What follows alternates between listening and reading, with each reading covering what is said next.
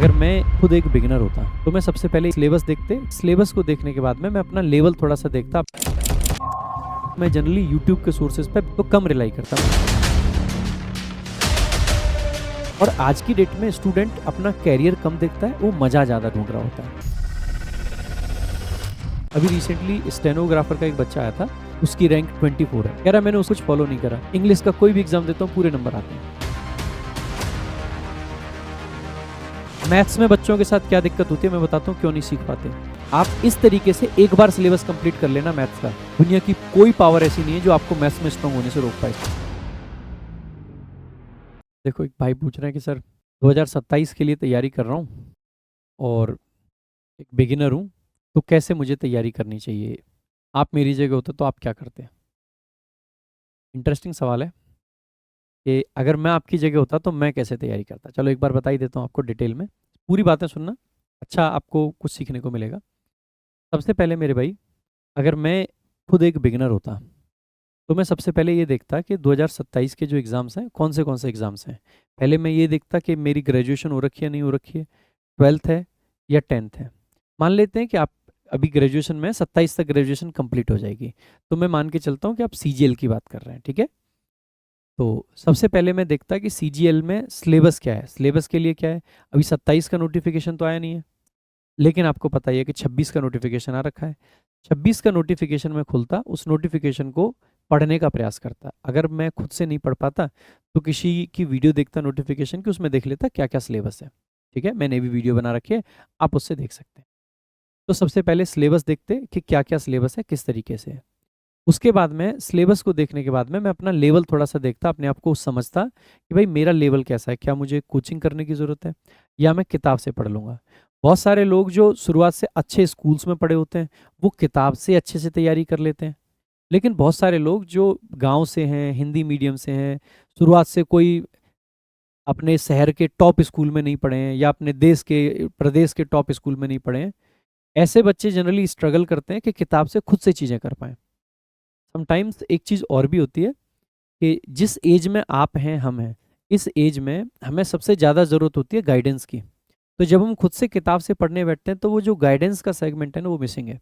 जैसे अभी मैं क्लास ले रहा हूँ तो मैं आपको बीच में, आपने कुछ पूछा, मैं आपको गाइड कर पा रहा हूँ। तो गाइडेंस भी कई बार इंपॉर्टेंट होती है, ठीक है। तो सबसे पहले यही देखना है कि क्या मैं किताब से करने लायक हूँ, नहीं नहीं तो मतलब मुझे क्लासेस करनी पड़ेंगी। अब क्लासेस करने के आपके पास दो तीन ऑप्शन है। पहला ऑप्शन ये है कि भैया मैं पेड नहीं पढ़ सकता हूँ, मेरे को फ्री पढ़ना है। फ्री पढ़ना है तो मल्टीपल सोर्सेज होते हैं यूट्यूब पे। बट भाई मैं अगर होता तो मैं जनरली यूट्यूब के सोर्सेज पे, बिगिनर अगर होता तो कम रिलाई करता। मुझे लगता है कि यूट्यूब के सोर्स उनके लिए अच्छे हैं जिन्होंने एक बार अपना किसी कोर्स से सिलेबस कंप्लीट कर लिया है और उसके बाद में वो यूट्यूब पर पढ़ रहे हैं। क्योंकि यूट्यूब पे ना कई चीज़ें होती हैं, कई बार क्या होता है, जैसे हम भी पढ़ाते हैं, मैंने भी मल्टीपल फ्री कोर्सेज यूट्यूब पर करा रखे हैं। बट एक तो यूट्यूब पर डिस्ट्रैक्शन बहुत होती है। हम देखने गए थे पढ़ाई की वीडियो, बीच में आ गई किसी और की कंट्रोवर्सी की वीडियो, फलानी वीडियो, ढिमकी वीडियो। ह्यूमन है, इंसान है, इंसान है तो नई नई चीज़ें हमें अपनी ओर आकर्षित करेंगी, ये बड़ी नेचुरल बात है। भाई हर इंसान को कोई ना कोई चीज़ अट्रैक्ट तो करती है ही ना। हम कितना भी इस बात से छुप लें, कितना भी इस बात से बच लें कि नहीं हमें कोई चीज़ अट्रैक्ट नहीं करती है, हम अपने आप को लेकर इतने डिसिप्लिन है, नहीं है। सेना में रहने वाला एक इंसान जिसको सेना इतने दिन तक ट्रेनिंग देती है, सब कुछ करती है, उस आदमी के अंदर भी पूरे तरीके से 100% डिसिप्लिन कभी नहीं आ सकता है। इंसान बाई नेचर ऐसा है कि इसको मतलब नई नई चीज़ें, नए नए शौक, ये ऑटोमेटिकली अट्रैक्ट करते हैं। तो जब हम यूट्यूब वगैरह पर अगर क्लासेस देख रहे होते हैं तो कोई भी नई वीडियो दिखेगी, कोई कंट्रोवर्शियल चीज़ें दिखेंगी, कुछ भी अलग सा दिखेगा, हम उसमें चले जाएंगे, बह जाते हैं भावनाओं में। तो मुझे लगता है कि एक बिगिनर के लिए बेस्ट स्ट्रेटजी होती है कि उसको पेड बैच लेना चाहिए। पेड बैचेज में फिर दो ऑप्शन आएंगे कि सर हम लाइव पढ़ें या फिर हम वीओडी बैच से पढ़ें या फिर हम ऑफलाइन पढ़ें। मेरे को लगता है कि आज की डेट में जिस तरीके से इतने सारे इंसिडेंट भी हुए, ऑफलाइन की तरफ कम जाना चाहिए। ऑनलाइन में क्योंकि क्वालिटी एजुकेशन मिल ही जाती है, तो अगला आपको यही सोचना चाहिए कि सर हम तो ऑनलाइन पढ़ लेंगे। अगर हम ऑनलाइन पढ़ेंगे तो फिर हमें देखना है लाइव या वीओडी। वीओडी उन बच्चों के लिए अच्छा रहता है भाई, जैसे वीओडी बैचेस जनरली आप देखेंगे हमारा भी रहता है 699 में, वैलिडिटी भी लाइफ टाइम होती है। लाइव महंगा भी होता है, वैलिडिटी भी कम होती है। ऐसा इसलिए होता है, लाइव में एक तो मल्टीपल सर्वर काम कर रहे होते हैं जब लाइव क्लास चल रही होती है, तो लाइव ऑटोमेटिकली महंगा पड़ता है। जिस कंपनी से हम सर्विस लेते हैं उस कंपनी को ही महंगा पड़ता है।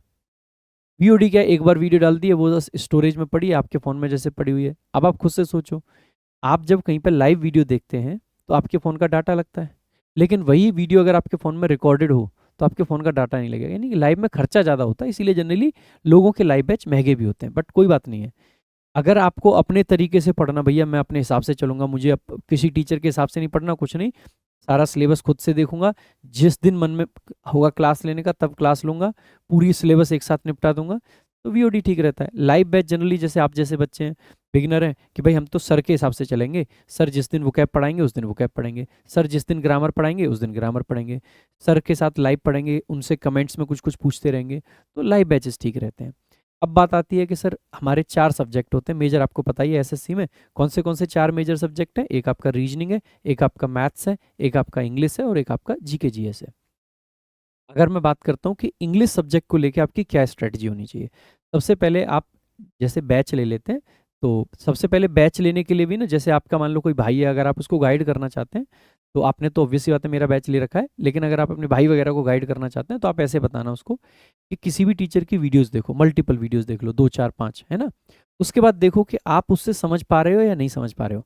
अगर आपको उसका समझ नहीं आता है पढ़ाया हुआ, छोड़ दीजिए, किसी और टीचर से देख लीजिए। अगर समझ आता है तो उस टीचर का पेड बैच ले लीजिए और पेड बैच में तसल्ली से पढ़िए। आजकल पेड बैचेस महंगे नहीं होते हैं।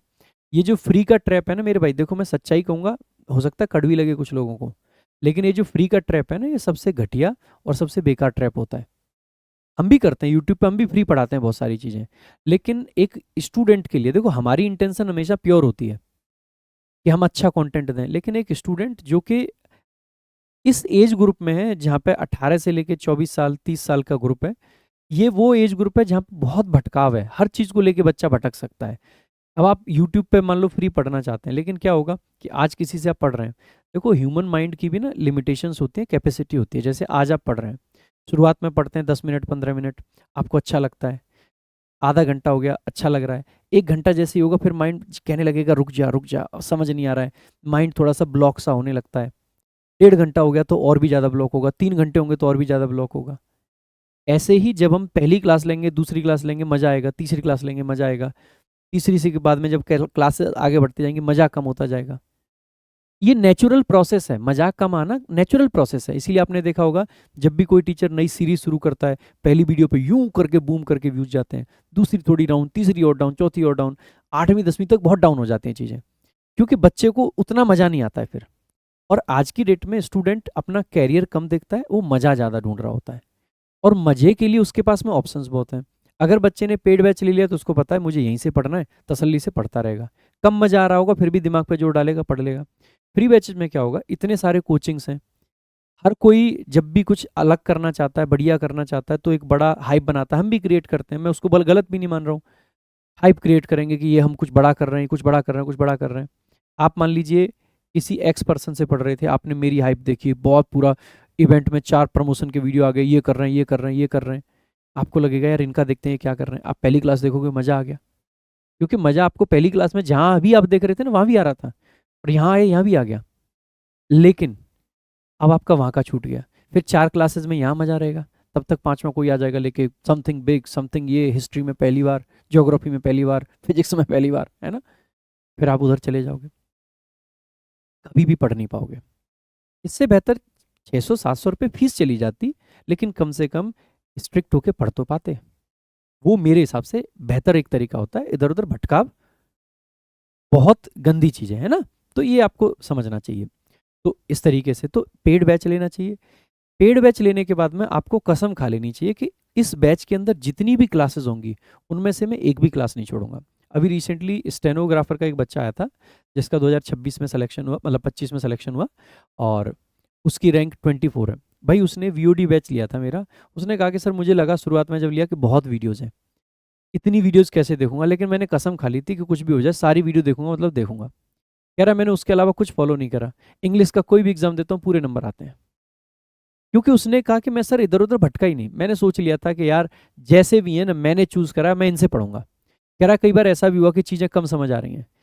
यार एक बात बताओ, सब कुछ आपको अगर हलवा हलवा हलवा हलवा समझ आ जाए, तो क्या हलवा हलवा से सब, अगर सारे लोगों को सब कुछ समझ आ जाएगा, सारी चीज़ें कर ले जाएंगे, तो मेरे भाई फिर तो अलग लेवल का हो जाएगा ना, सबका सिलेक्शन तो हो नहीं सकता है भाई, सीट तो लिमिटेड होती है। क्या कभी ऐसा हो सकता है कि 2 लाख बच्चे फॉर्म भरे और 2 लाख के 2 लाख का सिलेक्शन हो जाए? नहीं। सिलेक्शन पढ़ाई के साथ साथ वैकेंसीज पे डिपेंड करता है, और वैकेंसीज पे करता है यानी कि आपको अपने जो बगल वाले लोग हैं ना उनसे भी compete करना है। तो कई बार अगर कुछ ऐसा आता है ना कि कम समझ आ रहा है, उस पर जोर डालने की जरूरत पड़ती है, दिमाग को दौड़ाने की जरूरत पड़ती है। भाई दिमाग कब खुलेगा? मैं ये बात बहुत बार आपको समझाता हूँ। जैसे मैं एग्जांपल भी यही देता हूँ आपको कि भाई हम जिम जाते हैं, जिम किस लिए जाते हैं? जिससे हमारा शरीर स्ट्रांग हो सके। अब जिम जाके शरीर स्ट्रांग कैसे होगा? सो जाएं जाके एसी में, उससे स्ट्रांग हो जाएगा? नहीं। हम जितना जिस चीज को आराम देते हैं ना, वो उतना चीज खराब होती है। आप डेली एसी में सोते रहो सोते रहो सोते रहो, मजा खूब आएगा, लेकिन शरीर खराब होते जाएगा। शरीर को अगर आपको स्ट्रांग करना है, बॉडी पार्ट है ना, ये निर्जीव चीज नहीं है, ये सजीव चीज है। सजीव चीज है, इसके अंदर जान है। अगर इसको स्ट्रांग करना है, जैसे मान लो मुझे अपने हाथ को स्ट्रांग करना है, तो मैं हाथ की एक्सरसाइज डेली करूंगा। मैं सिर्फ मान लो उतनी एक्सरसाइज करूं जितना मेरा हाथ आराम से कर पा रहा है। कि भैया 5 डंबल मेरा हाथ लगा पा रहा था, छठवें में जोर पड़ रहा था, छोड़ दिया, क्यों जोर लगाऊं? तो क्या हाथ स्ट्रांग होगा बहुत ज्यादा? आप कहोगे होगा तो सही, लेकिन बहुत टाइम लग जाएगा। लेकिन वहीं पे मैं डंबल लगा रहा हूँ, हाथ से डंबल लगाना शुरू किया, 5 पे थक गया मान लो, लेकिन मैंने कहा कि नहीं, अभी तो असली एक्सरसाइज है। 5 के बाद मैं जोर लगा लगा के, जोर लगा लगा के मैंने और 5-7 लगाए, तब लगेगा ना कि एक्चुअली में एक्सरसाइज हुई, तब जाके बॉडी मजबूत होगी ना। सही बात है कि नहीं? सेम ऐसे ही ये जो ब्रेन है ना, ये भी तो ह्यूमन शरीर का ही एक पार्ट है। अगर ये भी ह्यूमन शरीर का एक पार्ट है, तो आपका ब्रेन स्ट्रांग कब होगा? जब आप इस पर जोर डालोगे। जैसे हम हाथ पे जोर डाल रहे थे, तो हाथ स्ट्रांग हो रहा है। जब हम इस पर बार बार जोर डालेंगे, जब इस पर बार बार जोर डालेंगे, तो ये ऑटोमेटिकली बूस्ट होगा, ऑटोमेटिकली इसके अंदर पावर आएगी। बचपन से एक बच्चे को क्यों पढ़ाया जाता है? बचपन से एक बच्चे को ये क्यों सिखाया जाता है कि हुमायूं बाबर का बेटा था, हुमायूं का बेटा अकबर था, ये फलाना ढिमका? क्या उसको मतलब जीवन में यही चीजें जरूरी हैं? नहीं। जितनी जानकारी दिमाग में जाती है, बच्चा दिमाग पे जोर डालता है, जोर डालता है, तो वो उस दिमाग की एक्सरसाइज होती है, एक्सरसाइज होती है तो बढ़ता है। बहुत सारे बच्चे इस चीज को लेके फैसिनेटेड होते हैं कि यार इसका दिमाग तेज है, मेरा दिमाग स्लो है। किसी का स्लो नहीं है, उसने अपने दिमाग को तेज बनाया है, और आप भी बना सकते हो। अगर कोई आपसे ये कहता है कि भाई तू कभी शरीर तेरा बड़ा नहीं हो सकता है, तू तो बेकार है, तो आप उसको जवाब दे सकते हो ना कि अगर मैं डेली जिम जाऊं, रोज एक्सरसाइज करूं, अच्छा खाऊं, तो मेरा शरीर स्ट्रांग हो सकता है। शरीर का कोई भी पार्ट आप मजबूत कर सकते हैं। ये भी शरीर का एक पार्ट है, और ये दुनिया की सबसे पावरफुल चीज है, तो आप इसको भी मजबूत कर सकते हैं। एक्सरसाइज करनी पड़ेगी, और इसकी एक्सरसाइज वही है, जोर डालना है। तो जब आपको लगता है ना कि कोई चीज आपको प्रेशराइज कर रही है, कोई चीज आप पे बेसिकली प्रेशर बना रही है, वहां पे भागना नहीं है, वहीं पे अड़ जाना है कि यही करके दिखाऊंगा। एक बार नहीं होगा, 4 बार नहीं होगा, 5 बार नहीं होगा, लेकिन होगा। आपने हर चीज देखी होगी, एक क्रिकेटर होता है, खेलता है, एक बार में छक्का लगाने की कोशिश करी, नहीं लग रहा है, लेकिन रोज वो छक्के लगाने की प्रैक्टिस करे तो छक्के लगना शुरू हो जाएंगे, डेली अगर वही काम कर रहा है। सेम ऐसे ही जब मैं इस ब्रेन पे जोर डालूंगा ना, ये सारा काम होगा। आप फिजिकल की तैयारी करते हो, आपसे आज लॉन्ग जंप नहीं हो रही है, लेकिन आप रोज लॉन्ग जंप की प्रैक्टिस करोगे, लॉन्ग जंप की प्रैक्टिस करोगे तो होगी। ब्रेन है, सेम बॉडी पार्ट है, पैर है, सेम बॉडी पार्ट है। अगर पैर की डेली एक्सरसाइज करोगे तो पैर में स्ट्रेंथ आएगी। ये ब्रेन की एक्सरसाइज आपको करनी है, इस बात को बहुत सीरियसली लेना मेरे भाई। क्योंकि लोग, ये दुनिया की सबसे पावरफुल चीज है, और आप इसको बूस्ट कर सकते हो, आप इसको बहुत बड़ा कर सकते हो, अगर कुछ छोटी छोटी चीजों को फॉलो कर लो तो जब भी आप अटको, तो अटक के ना वहीं पर छोड़ना नहीं है, अड़ जाना है।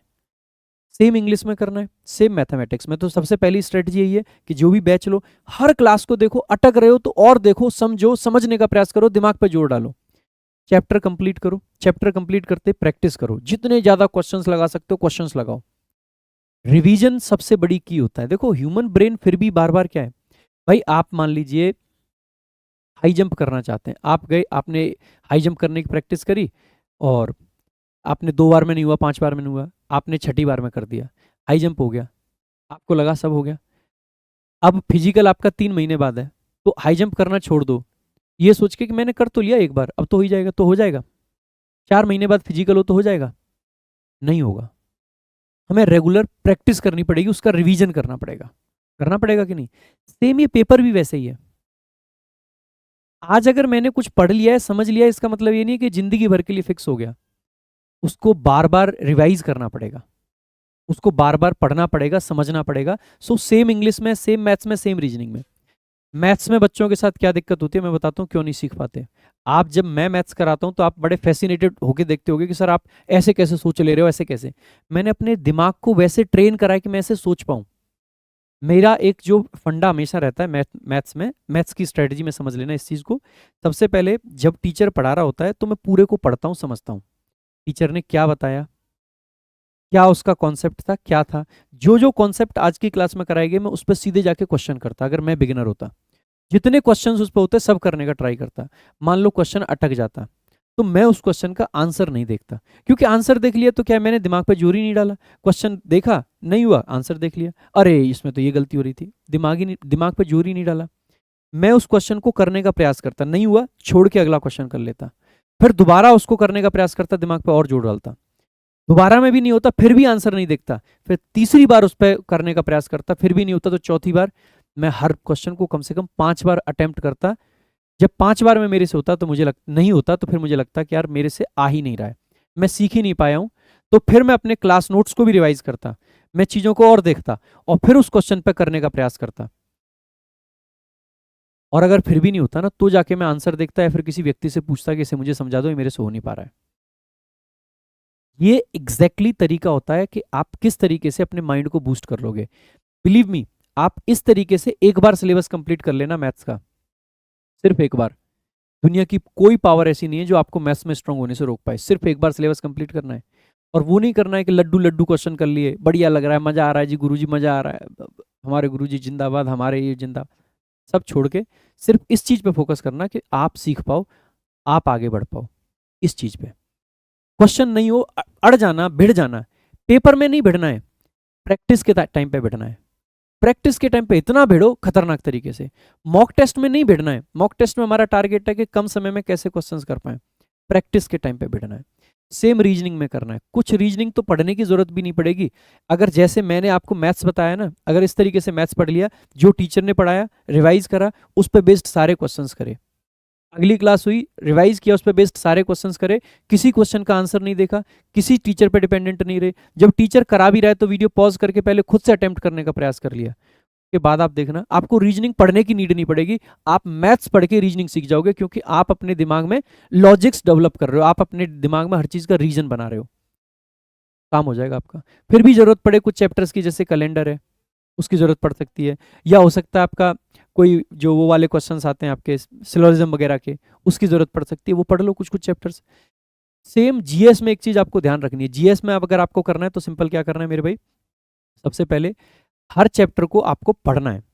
उसकी एक थ्योरी, एक स्टोरी आपके मन में होनी चाहिए, जिससे कि ना कहानी हमारा दिमाग अच्छे से पकड़ता है। अगर हम पहले दिन से एमसीक्यूज पे पहुंच जाएंगे या वन लाइनर पे पहुंच जाएंगे तो दिमाग कभी पकड़ नहीं पाएगा। तो हर चैप्टर को ना एक बार, चाहे वन शॉट वीडियोस के जरिए से या किसी कोर्स के जरिए से, मैं कोर्स को ही रेफर करूंगा जीएस का भी, कि कोर्स के जरिए से एक बार पूरी स्टोरी उस चैप्टर की बना लीजिए, मतलब उस सब्जेक्ट की बना लीजिए। हिस्ट्री जैसे आपने पढ़ा तो एंशियंट से लेके और मॉडर्न तक सब कुछ आपके दिमाग में ना एक कहानी होनी चाहिए। उस कहानी में हो सकता है आपको डेट्स याद ना हो, कोई बात नहीं, हो सकता है कुछ नाम भूल जाए, कोई बात नहीं, एक बेसिक सी टाइमलाइन आपको पता हो। सेम आपको इकोनॉमिक्स में करना है कि सारी चीज़ों का आपको एक ढांचा बना हुआ हो आपके मन में, वो चीज़ करनी है। सेम ऐसे ही आपको पॉलिटी में करना है कि पूरा कॉन्स्टिट्यूशन आपके मन में एक ढांचा बना हुआ हो। एग्जैक्ट आर्टिकल याद नहीं है कोई बात नहीं, उनकी एग्जैक्ट लैंग्वेज याद नहीं है कोई बात नहीं, एक ढांचा आपके मन में हो। अगर वो ढांचा बना हुआ है और फिर आप वन लाइनर पे शिफ्ट होंगे, बिलीव मी आप खतरनाक लेवल पे जीएस ले जाओगे। मैं जीएस में 45+ नंबर भी ले आता था अपने टाइम पे, और इसी तरीके से पढ़ता था, इसी तरीके से पढ़ता था। तो बहुत इफेक्टिव टेक्निक है ये। मैथ्स के लिए भी मैंने बताया, जीएस के लिए भी मैंने टेक्निक बता दी है कि पहले एक हर सब्जेक्ट का ढांचा बनाओ, उसके बाद में उसके वन लाइनर पढ़ो। एमसीक्यूज से पहले वन लाइनर, वन लाइनर क्यों, एमसीक्यूज क्यों नहीं, ध्यान रखना। जो चीजें ऐसी हैं हमें याद करने की जरूरत होती है तो हमारा माइंड कई तरीके की मेमोरी पे काम करता है। एक क्या है, एक चीज को आप बार बार बोलना, आंख बंद कर लो, दिमाग बंद कर लो, लेकिन बार बार बोलना। आप उस चीज को इतनी बार बोलोगे ना कि जब भी एक पहला शब्द बोलोगे तो दूसरा अपने आप आपको निकलेगा मुंह से। एक हमारी बेसिकली बोलने की मेमोरी होती है, एक हमारी देखने की मेमोरी होती है। आप कुछ बोलो मत, कुछ सोचो मत, किसी चीज को बस देख लो अच्छे से, आपको वो याद रह जाएगी। एक आपकी सोचने की मेमोरी होती है, आप किसी चीज को बार बार इमेजिन करो, इमेजिन करो, इमेजिन करो। आप कुछ देखो मत, कुछ बोलो मत, बस इमेजिन करो, आपको वो चीज याद रह जाएगी। वो आपकी इमेजिन करने वाली मेमोरी है। यानी कि हमारी मल्टीपल फेसिटेड मेमोरी होती है, मल्टी फेसिटेड होती है। ठीक है, इसका मतलब है कि जब भी हम कोई एमसीक्यू देखते हैं ना, तो कई बार क्या होगा कि क्वेश्चन देखा हमने और वो हमें क्वेश्चन का ना पहला ही ऑप्शन याद रह गया, चाहे वो सही था या गलत था। तो जब भी हमारे सामने वो क्वेश्चन आएगा तो हमें सीधे पता है क्या दिखेगा, जो सबसे पहले क्लिक किया उसी को हमने लगा दिया, लेकिन वो ऑप्शन था जो पहला था। तो जब हम एमसीक्यू करते हैं तो हम एक क्वेश्चन के साथ में 4 ऑप्शन देखते हैं, तो ये 4 ऑप्शन हमें याद रह जाएंगे, इस बात की पूरी संभावना है, क्योंकि इन 4 ऑप्शन को हम देख भी रहे हैं और पढ़ भी रहे हैं। लेकिन वहीं पे बेटा जब हम पहली बार में वन लाइनर करते हैं तो ये क्वेश्चन था और इसके साथ में मैंने यही चीज अटैच करी। अगर मैंने इसको देखा है तो मेरी आंखों की मेमोरी को भी इस क्वेश्चन के साथ यही चीज याद होगी। अगर मैंने इसको बोल के पढ़ा है, रीड करा है, तो मेरे बोलने की मेमोरी को भी इस लाइन को बोलने के बाद में यही शब्द सबसे पहले क्लिक करेगा। इसीलिए जब भी हम पेपर में जाएंगे तो जैसे ही ये क्वेश्चन मुझे दिखेगा, सबसे पहली मेरी नजर ऑटोमेटिकली उसी ऑप्शन पर जाके टिकेगी, वो सही होगा, क्योंकि मैंने वन लाइनर फॉर्मेट में इसी तरीके से पढ़ा था। आपको बहुत सारे लोग कहते होंगे एमसीक्यू करो, जीएस में एमसीक्यू करो, मेरा मानना है वन लाइनर पढ़ो। पहले चैप्टर का स्ट्रक्चर अपने मन में बना लो सब्जेक्ट का, फिर वन लाइनर पढ़ो, बहुत सारी आपकी हेल्प होगी, इससे बहुत हेल्प होगी, मैं गारंटी दे सकता हूं आप लोगों को। मैथ्स बता दिया, जीएस बता दिया, इंग्लिश में वंस अगेन 3 पार्ट है इंग्लिश के, ग्रामर है, वोकैब है, कॉम्प्रिहेंशन है। ग्रामर के लिए पूरा टीचर पे डिपेंडेंट होकर बढ़िया से सारे के सारे थ्योरी को कंप्लीट करो, अच्छे से पढ़ो, अंडरस्टैंडिंग बनाओ, समझ तभी बन पाएगी। वोकैबुलरी के लिए भाई डेली 1 घंटा सुबह किताब उठा लो, संजीवनी ले लो या कोई और किताब आपके पास है वो ले लो, और डेली 1 घंटा टारगेट बना लो, जिसमें से आपको क्या करना है, 30 मिनट नए वर्ड्स पढ़ने, बाकी के जो 30 मिनट हैं उसको आप 2 या 3 स्लॉट में बांट लो। 2 स्लॉट में बांटो तो ऐसे बांट लो कि बेसिकली, मतलब मैं तो कहूंगा 3 स्लॉट में बांट लो, पहला 15 मिनट का, दूसरा 10 मिनट का और तीसरा 5 मिनट का। एक ही घंटा दिया आपने, लेकिन उसको बेसिकली 4 स्लॉट में बांट दिया। पहला 30 मिनट का स्लॉट था जिसमें आपने नए वर्ड्स पढ़े अच्छे से, दूसरा 15 मिनट का स्लॉट था, वही नए वर्ड्स को आपने अच्छे से रिवाइज किया। और ये दोनों स्लॉट एक साथ नहीं है, अभी पढ़ा अभी रिवाइज के लिए कोई फायदा नहीं होगा।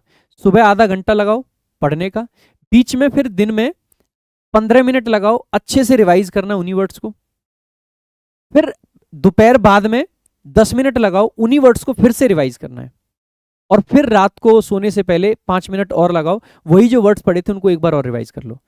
बिलीव मी, आपकी वोकैबुलरी ऑटोमेटिकली स्ट्रांग होने लगेगी। ठीक है, तो ये वोकैब के लिए। कॉम्प्रिहेंशन के लिए रीडिंग पे आपको जाना है, शुरुआत में बेसिक चीजें पढ़ो, कभी भी पहले दिन से मुश्किल चीजों पे मत पढ़ो। आप ऑब्वियस सी बात होता है, आपके दिमाग को, आप पहले दिन जाते हो और जिम जाके सीधा 20 किलो का डंबल उठा लो, कर पाओगे? सत्यानाश कर लोगे हाथ का, बॉडी में क्रैम्प आ जाएंगे। सेम ऐसे ही पहले दिन से द हिंदू का एडिटोरियल उठा लो, क्रैम्प आ जाएंगे इस दिमाग में। धीरे धीरे धीरे धीरे धीरे धीरे धीरे धीरे बढ़ाना है। पहले स्टोरी फॉर बिगिनर्स पढ़ो जो हमारे एप्लीकेशन पर हम प्रोवाइड करते हैं, उसके बाद में धीरे धीरे अपने आप को एनसीईआरटी पे शिफ्ट करो, और एनसीईआरटी के बाद में फिर अपने आप को एडिटोरियल पे शिफ्ट करो। धीरे धीरे लेवल बढ़ाओ, धीरे धीरे लेवल बढ़ाओ। वोकैब हो गया, ग्रामर हो गया, कॉम्प्रिहेंशन हो गया। इस तरीके से अगर मैं बिगिनर होता तो भाई कुछ इस तरीके की मेरी स्ट्रेटजी रहती। मॉक टेस्ट भी मैं शुरुआत से लगाता, शुरुआत में हर वीक एक मॉक टेस्ट लगाता, जिससे मैं ये समझता रहूं कि जिस प्रोसेस से मैं चल रहा हूं उससे मुझे फायदा हो रहा है या नहीं हो रहा है। नंबर कम आते कोई डिमोटिवेट नहीं होता, नंबर चाहे 0 आते तो भी डिमोटिवेट नहीं होता, क्योंकि मुझे पता है मैं बिगिनर हूं। जब मेरे को क्लियर है कि मैं बिगिनर हूं तो कम नंबर आने से मैं क्यों डिमोटिवेट हूंगा। लेकिन मॉक में हर वीक इसलिए लगाता जिससे मुझे अंदाजा रहे कि भाई मैंने 6 महीने हो गए शुरू करे, मैं कहीं बढ़ाऊं कि नहीं बढ़ाऊं। मैथ्स में मैंने 3 चैप्टर कर लिए हैं, मैथ्स में तो क्वेश्चन देखते ही समझ आ जाता है किस चैप्टर का है। मान लो पहले 6 महीने में मैथ्स के आपने 5 चैप्टर कर लिए, या पहले 3 महीने की बात कर लेते हैं या 1 महीने की बात कर लेते हैं। पहले महीने आपने मैथ्स के 2 चैप्टर करे, परसेंटेज कर लिया, प्रॉफिट लॉस कर लिया। अब अगर मॉक दे रहे हो आप तो आपको पता रहेगा कि मॉक में परसेंटेज के और प्रॉफिट लॉस के क्वेश्चन आ रहे हैं तो मुझसे हो रहे हैं कि नहीं हो रहे, पता रहेगा। लेकिन अगर मॉक नहीं लगा रहे तो पता ही नहीं होगा, बस आपको लगेगा आपके हो गए और क्वेश्चन हो या ना हो। तो मॉक इसलिए भी जरूरी है। ऐसे रीजनिंग में मान लो आपने 3 चीजें पढ़ ली हैं, तो देखते ही पता चल जाएगा ना कि भाई मैं सीरीज पढ़ चुका हूं लेकिन सीरीज हो ही नहीं रहा है, तो आप दोबारा उसको रिवाइज कर पाओगे, रिवीजन हो पाएगा। इसलिए मॉक शुरुआत से लगाने चाहिए। इसलिए नहीं कि आपके मार्क्स कितने आ रहे हैं, इसीलिए कि जो आप पढ़ रहे हैं उससे फायदा हो रहा है या नहीं हो रहा है, जो आपने पढ़ा है उसका कितना रिवीजन करने की जरूरत है, उसके हिसाब से आप रिवीजन बार बार करते रहें। ठीक है, तो इन चीजों को बहुत अच्छे से करते रहना भाई।